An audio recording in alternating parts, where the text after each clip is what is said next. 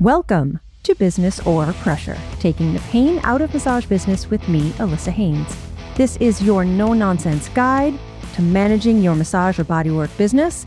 It's our mission to make sure every massage therapist has the tools to make a living wage in a thriving business. Let's jump in. We've got a question from a listener today, and this is what our listener wrote in. Is there some metric or measure to assess a newer therapist's rate of rebooking? Should it be a percentage? Should we compare different therapists? What's the timeline? And always, tips on rebooking are appreciated. I'm not at the office, so I don't see all the interactions. I encourage the massage therapist to give out a paper postcard that says breathe on one side and has some self-care reminders on the back. FYI, we are a practice of 3 to 4 women in the same location for 30 years. I love that. That's amazing. And our newest massage therapist has been with us a year and a half. Okay, I love this question. I love everything about it. First of all, yes, there is a formula for calculating rebooking or retention rates. You can do this for all clients, or you could just parse out the new client rebooking rates. You can do this overall for all the therapists, or you could isolate out each therapist and do this individually. First, you need to pick a time frame. So for these examples, let's just say 1 month. You could go all the way back to the start of the year and calculate this monthly to see if it's improved or declined, or you can just start with last month. So you look at all the clients in 1 month that a particular therapist had. How many came back in the following month? Or you can choose a different time period, like who came back within 6 weeks or 8 weeks, whatever makes sense for you. And you take that number, how many clients came back within, let's say, 8 weeks of their first appointment, and you divide it by how many clients seen altogether in that first month. And that's your rebooking rate. So here's an example. Let's say that your new therapist named Jane had 30 clients in April, and you looked through the schedule and 16 of them came back in May. 16 divided by 30 is 0.53, which is 53%. So she's got a 53% rebooking rate. You can do this just looking at the new clients. So let's say that in April, Mary saw 19 new clients. 9 of them came back in May. So 9 divided by 19 is 0.47, so 47%. That's her rebooking rate. If you have fancy booking software, you can probably generate a report on this. Otherwise, you can use a calculator, or if you can make a spreadsheet with some formulas, that's fine. As far as what is a good rate, you kind of get to decide that too. I was looking at some different spa type marketing guidance websites, and a few sites say 50% is good. One resource said that for salons and spas, 40% is good. Another one said that 70% or higher is good. So it really depends on your business and your modalities. So a place that provides general maintenance massage, mental health care, luxury massage might have a higher rebooking rate than a place that offers injury recovery or prenatal care, where clients are treated until an end point, like the recovery of range of motion or the decrease of pain or the end of a pregnancy. It really depends on your type of business and your therapist what a good rebooking rate is. What is most important is that you get that baseline, and if it's important to you, you set a goal for improvement, regardless of what the current rate is. And a few very simple techniques can really help with client retention. So first, obviously, provide a good experience. You want the experience of receiving care at your practice to be good. From the point where they start to look at your website or somebody hands them your business card, through the booking process, through the actual treatment experience, to the checkout, and to the follow-up. You want it to be a fully good experience. Within that, after a treatment, it's important that the therapist or whoever is checking the person out after the treatment asks, would you like to make your next appointment? And there are a lot of ways to do this. I say, would you like to make your next appointment now so that you can get your preferred time? This does a few things. One, it makes the client feel prioritized, like you want to make sure that they get something that works for them. In a non-salesy way, it also adds a slight sense of urgency, so people are encouraged to book right on the spot versus later. When you are making that offer to book the next appointment, if it's appropriate, you can give your guidance on how often you think they should come back. That might sound like, in a perfect world, we would book 2 to 3 more appointments a few weeks apart to effectively treat your shoulder. Would that work for you? And if it doesn't, what would work for you? There are a lot of people and very successful business owners who encourage a more assertive statement. Something like, would you like to plan for 3 weeks or 4? Or just telling the client when you want to book them. Let's make your next appointment. How is Wednesday at this date and time? I will never be that person. That is not how I roll. That is not my vibe. And that's okay. You should do what works and feels good for you. I also suggest having a plan if the client doesn't want to book in that moment. So if they say, oh, you know what, I got to look at my schedule, or I know I'm going away, but I'm not sure the dates, I'll schedule online when I'm ready. You or your therapist can offer, would you like an email reminder to book your next appointment in a few weeks? And if they give you permission to do that, make a note and do it. You can also say, are you on our email or text list for newsletters and last minute appointments? And if they say they are, great, double check that and make sure they really are, and subscribe them if needed. And if they don't want to be on that list, that's okay. They don't need to be. To work with that, send a regular email or text blast just reminding people that you exist, saying if you have openings, introducing a new therapist, introducing a new treatment. Any little bit of news is news, and it's a great reason to send a newsletter. For new clients, I like to be really old school and send an actual paper thank you note via the postal mail a few days after their first appointment. And I like to send that note if they booked another appointment or if they didn't. You can throw in a fridge magnet with your business info. And all it needs to say is, it was such a pleasure to work with you. I look forward to seeing you soon. I hope to see you soon. Doesn't matter, whatever works. So that's what I got, Nancy. You can calculate that rebooking rate with a little math, and then you can set some goals and implement some of these ideas or come up with new ideas to improve that rebooking rate. Let me know how it works out. Next up, we've got a chat with a colleague. And for today's chat with a colleague, I am here with Singali, who is a licensed massage therapist at Elevate Healing Arts in Chicago. Hi. Hi, Allissa. Thanks so much for having me. I'm so excited that you're here. So tell us, before we launch into your question, tell us a little bit about your massage practice. Yeah, so I am located in the Lincoln Park neighborhood of Chicago, and I work with folks who want to transform their pain narratives. So whether that's with chronic pain, an autoimmune disorder, mental illness, if you just are not liking the way that you are in your body, or if you are afraid of movement, or if you have limitations, then we work together to help you feel safe and confident in your body. How long have you been a massage therapist? This is what's tricky because the pandemic kind of screwed things over, but I was licensed for a year before everything got shut down. And then I took a little break.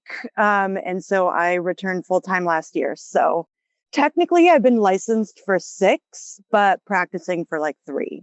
Well, I was asking because my follow-up was going to be, how long did it take you to land on I help people transform their pain narrative, or however you said it? Yeah.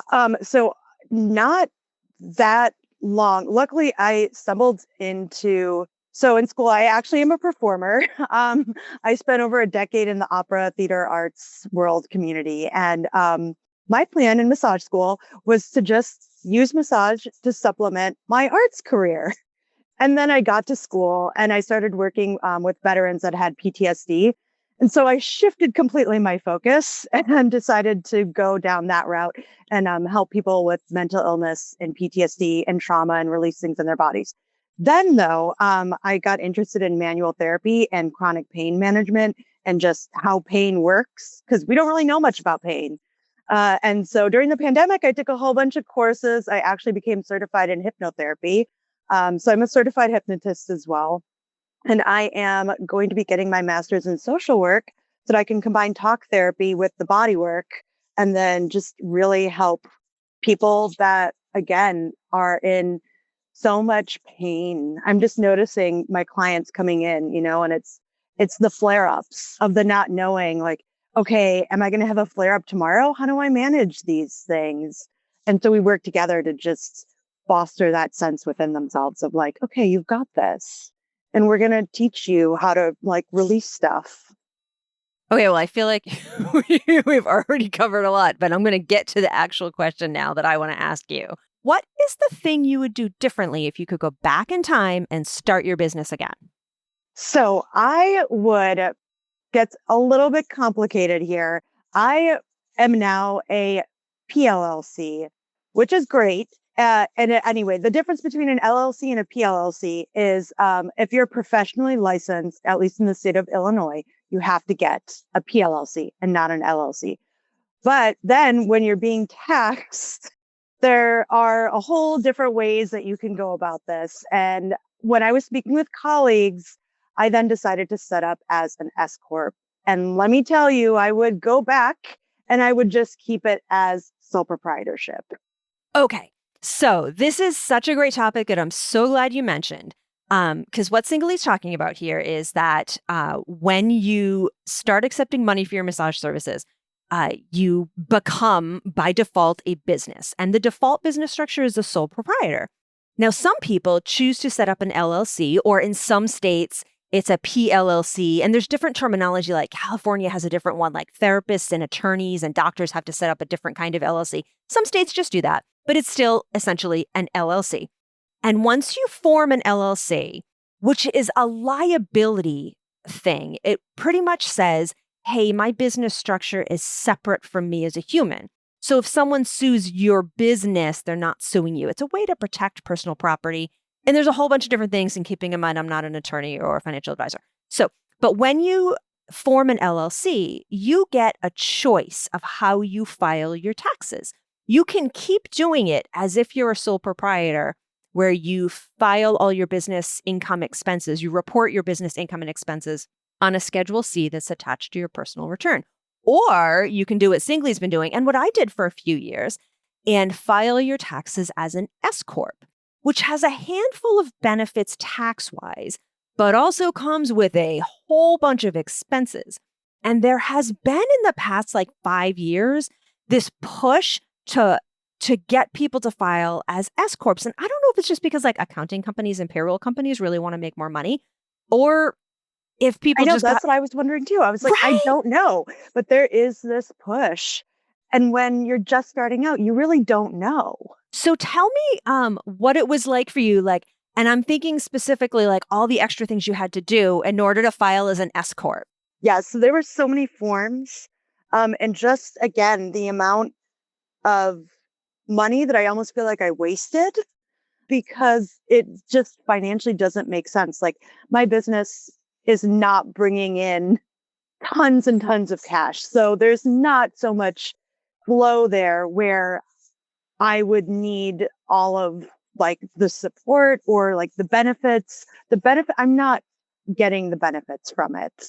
And there used to be guidance where it'd be like, well, if your business is netting more than $60,000 a year, you should file as an S Corp. But when you choose to file as an S Corp, there's all these forms with the state and the federal governments.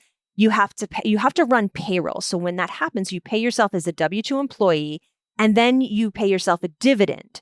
And your the dividends are taxed differently. So for a lot of people, there is a tax benefit to taking a regular salary as a W-2 employee of your business and then paying yourself as a dividend. Your state and federal taxes actually become lower.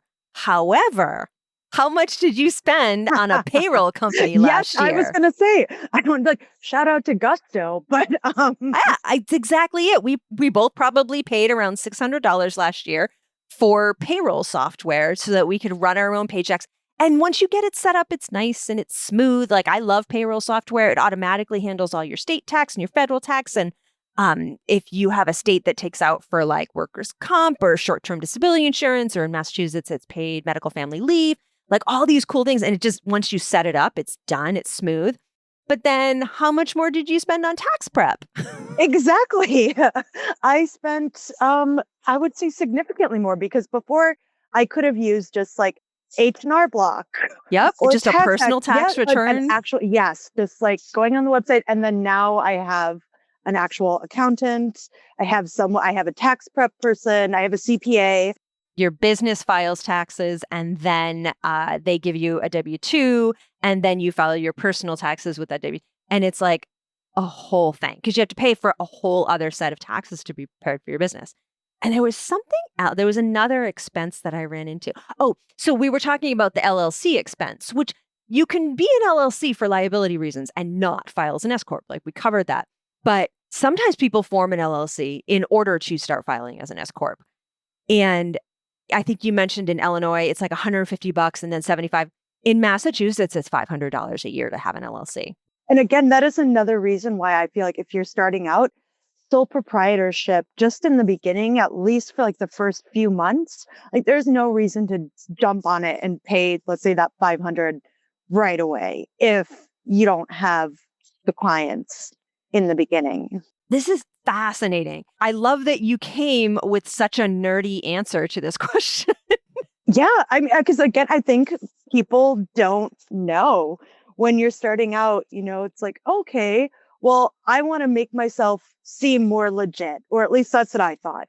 So I was like, great, I'm going to be the PLLC. Okay, what do businesses file as? Okay, S Corp, but I guess I'm going to do that rather than, again, stepping back. And mine was negative.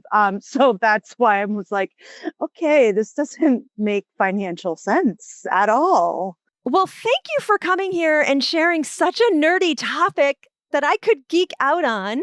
And for anybody left in the dark thinking, I still don't know what sole proprietor or LLC or S Corp or whatever tax options are, I'm going to deep dive into this for the next episode. But Singly, do you have anything else to tell us about your practice?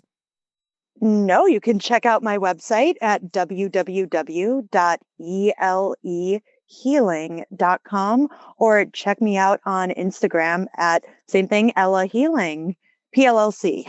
I am going to put all of that in our show notes. And thank you so much for joining me, Singly. Yeah, have a lovely day. Thanks so much, Allissa. If you have a question about running your business or an idea for an episode, please reach out via email at businessorpressure@abmp.com. You can also find me building websites and coaching massage therapists at deepbreathdigital.com. Make sure you subscribe to ABMP's podcast so you don't miss a beat. I will see you right back here for the next episode. I can't wait.